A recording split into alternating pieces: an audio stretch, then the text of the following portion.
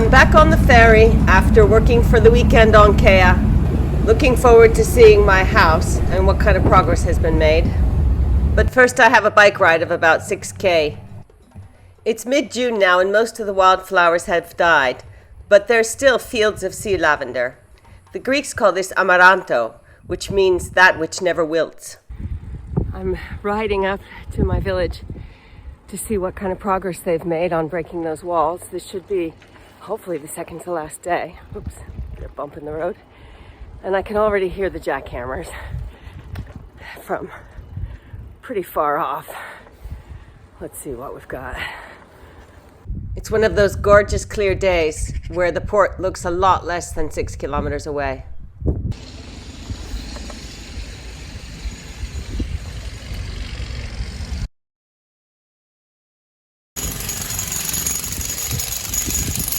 Precisely why I didn't want them to work while I was away. It really messed up the walls. There's no reason for that.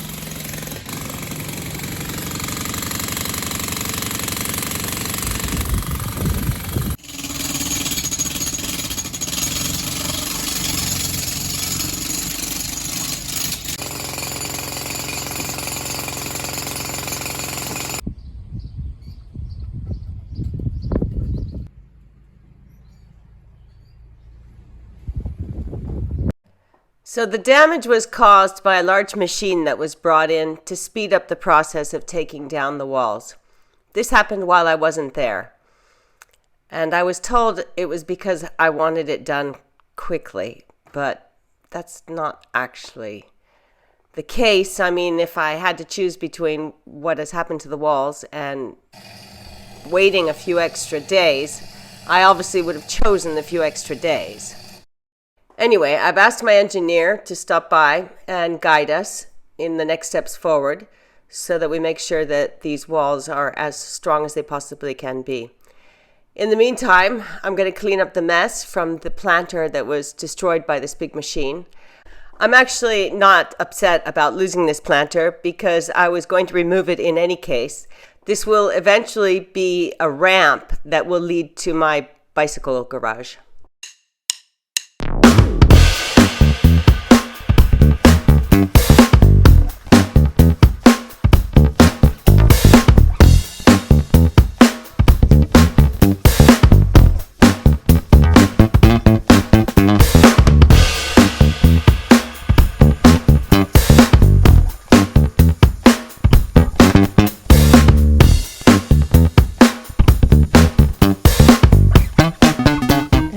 Up everything that was here the last time I did this.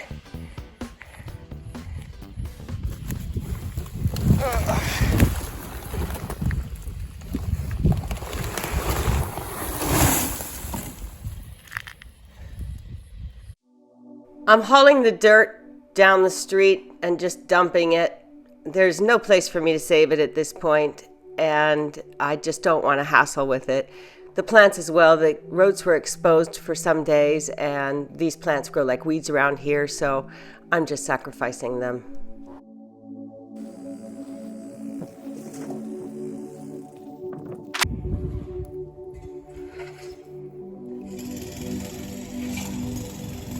Somebody came through here with a weed whacker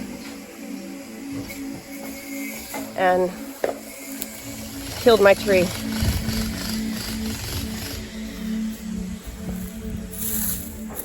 Unbelievable.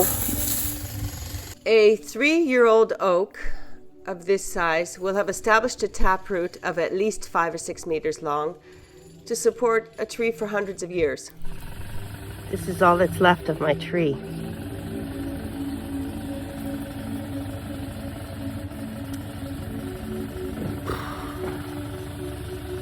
Everything I've been through with this house, it's this that really upsets me. Well, at least this one survived. I don't know what I could have done better. I had rocks around the other one as well. So somebody had to take the effort to move the rocks, see a beautiful tree, and chop it down.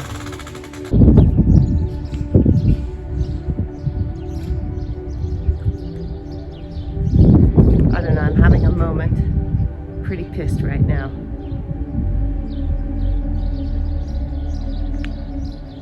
Sort of got to that point where I realized how much damage I had to inflict on this house just to be okay with somebody who's not at all okay herself.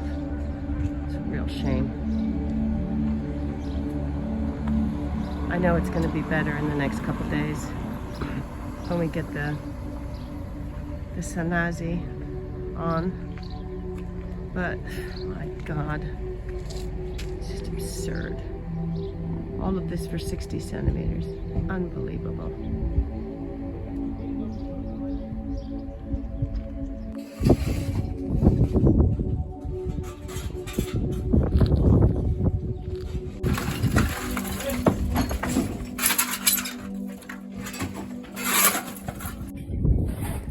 This is the 5th or 6th skip full of rubble. I've lost count, and there will probably be at least 2 more.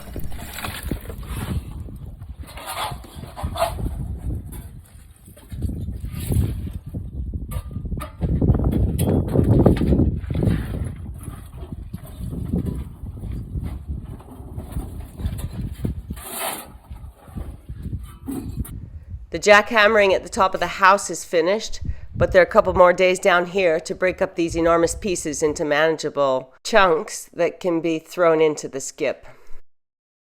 I'm actually quite worried about the house, especially this side wall in particular, which is really taken a lot of damage.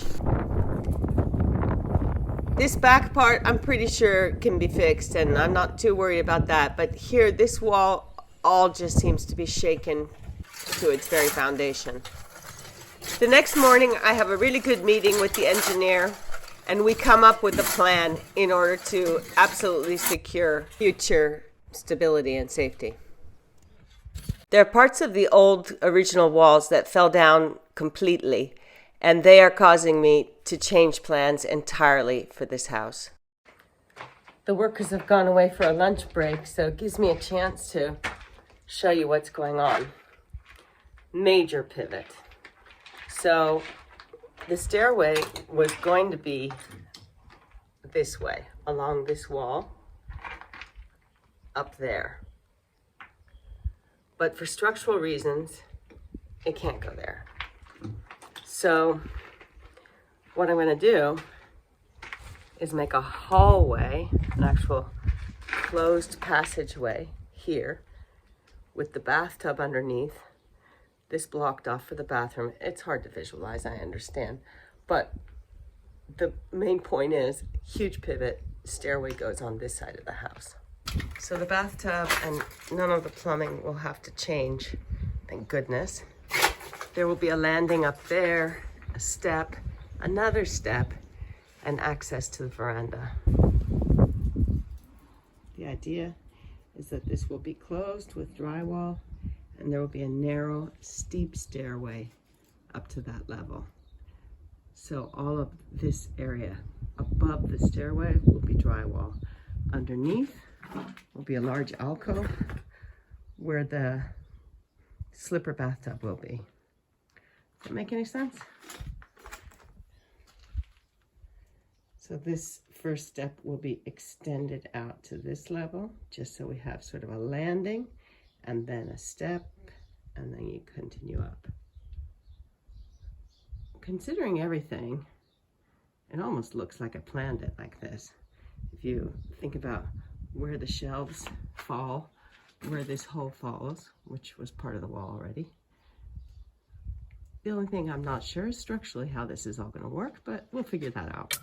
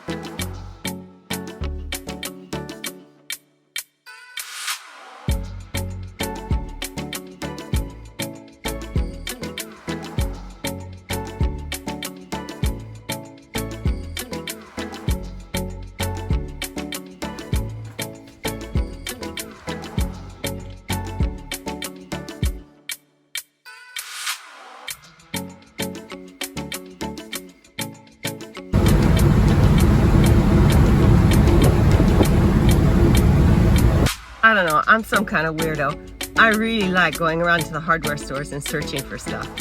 Now I'm searching for something, I just learned the name of it in Greek, dochothikes, which is how we get the wood screwed onto the cement steel frame that the boys are doing today. Dochothikes. I don't know why, but I just love it. I love learning new stuff, and I love searching for the stuff, and when I find it, I get all excited, and I love hardware stores.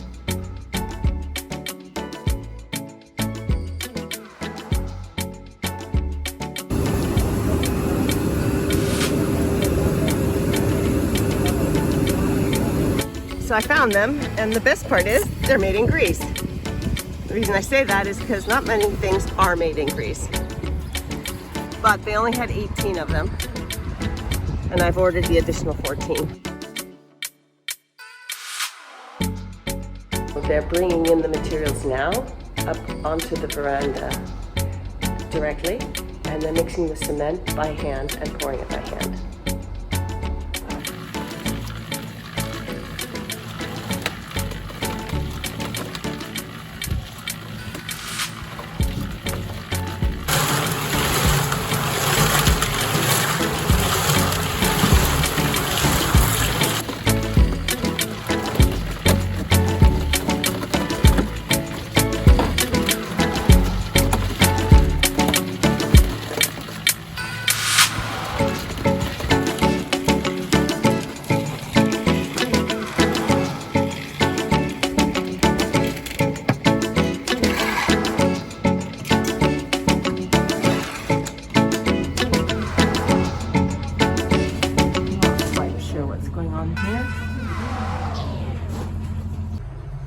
Perfect example of the eclectic building that has happened here over the last 110, 120 years.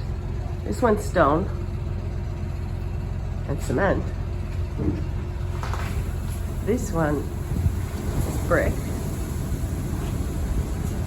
and cement. And above here is stone and dirt.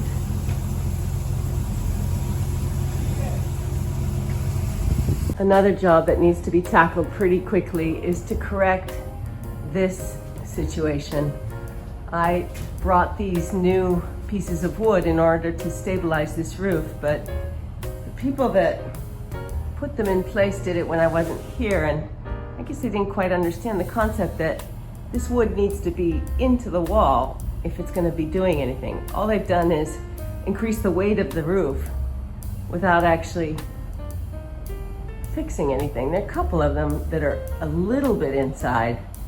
I don't know what they were thinking. The place is nice and clean. They've done a really good job at sweeping it out beautifully.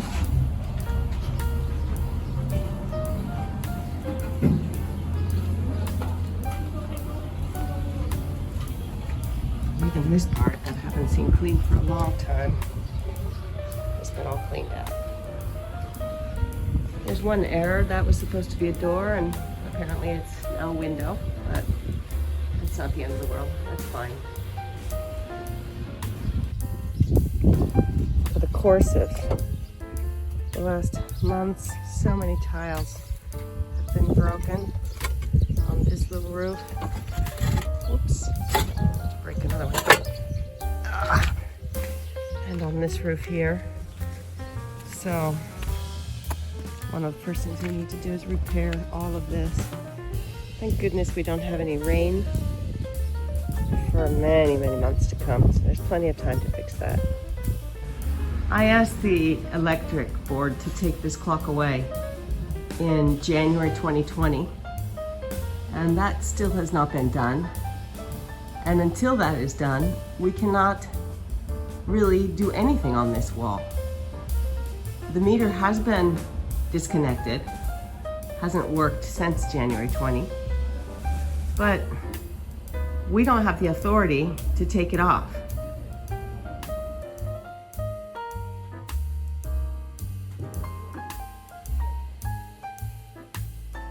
The idea behind this loft is that that opening there will be easy access for storing chairs and tables from the veranda in the wintertime, pillows. So it doesn't need to be very tall, just tall enough to get that kind of patio furniture in. And then from this side, it will be closed off. So you have nice dry storage without having to lug things up and down steps. The original plan that had passed architecture had 1, 2, 3 doors. The new plan, for structural reasons, has a window here, which is basically the same size as this one. And then here there will be a low dormer in order to access the veranda. I'm perfectly fine with that. Whatever it needs. This job is going to take many more hours, so I'm going to go back out and continue getting supplies for the roof so it's all ready to go the day after I get back from my quick trip. Okay, now you're in for a treat. It's my absolute favorite place to buy screws. You'll see in a minute why.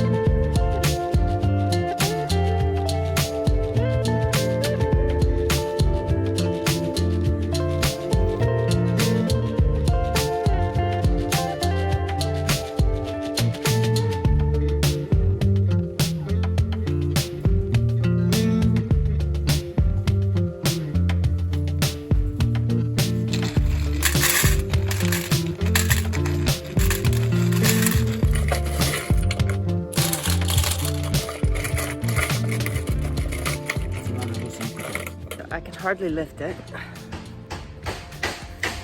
It was 130 with, what do you call them?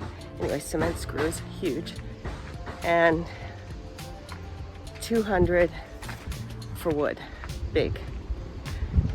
As I said, I can barely lift it, it's so heavy. And all that for 20 euros.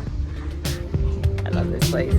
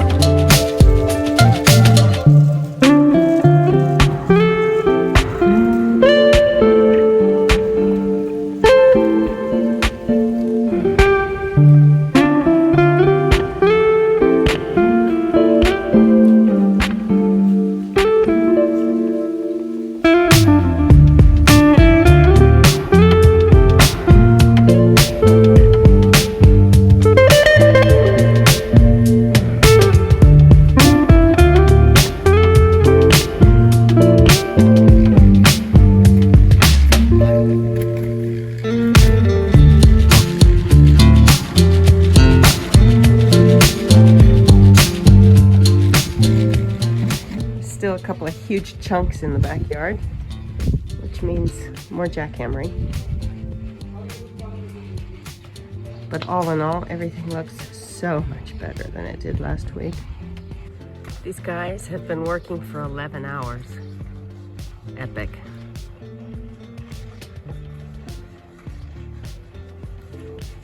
Apparently they couldn't find a truck to come today, which is strange because I have a Lavrio-based cement guy who I just saw 2 days ago down the road doing a job and asked me if I needed anything. But these guys didn't think to ask the lady if she knew anybody with cement. And apparently they called 4 companies that weren't willing to come because it's the high busy season. It looks a lot better than the last time I was here. That's a relief.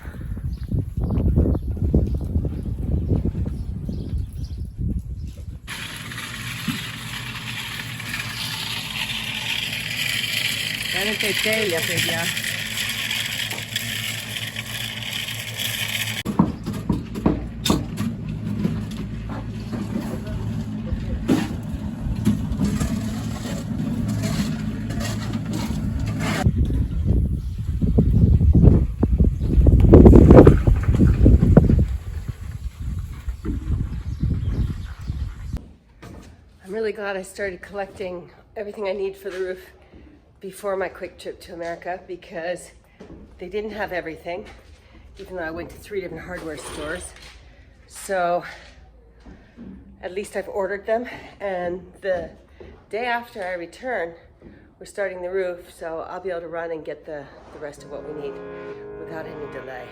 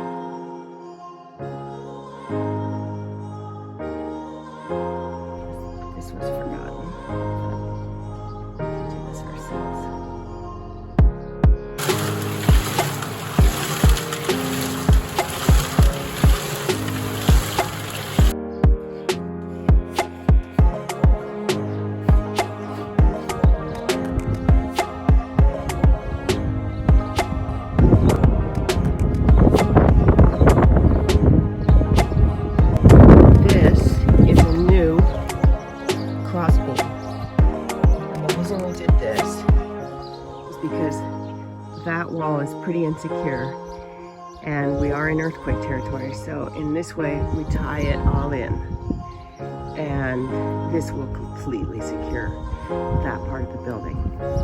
Good feeling.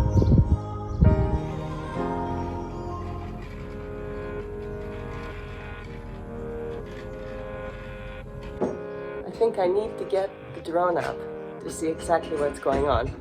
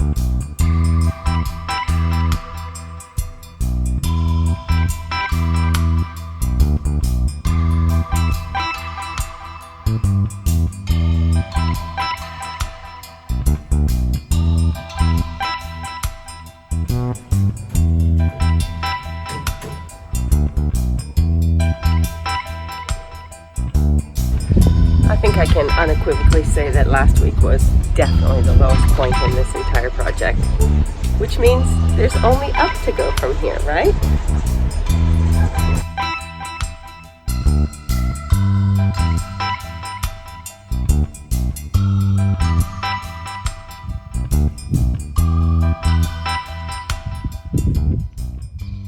So nice to see see it like this.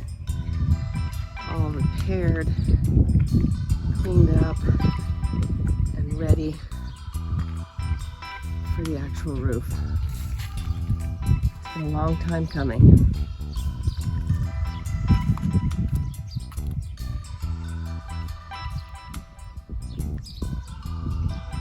Well, it looks amazing. I left yesterday at the 12-hour mark. I don't know, I think they were probably here for 13, 14 altogether. Done a really incredible job. It's at about this height. So that's more than enough space to be able to duck under and get some chairs and tables in there. Most of the cement forms, the molds, will come off today. And we'll water all this new concrete periodically so that it cures really well. It's not pretty, but it's foundational and it's strong, and you'll never know what's underneath there when the plaster goes on.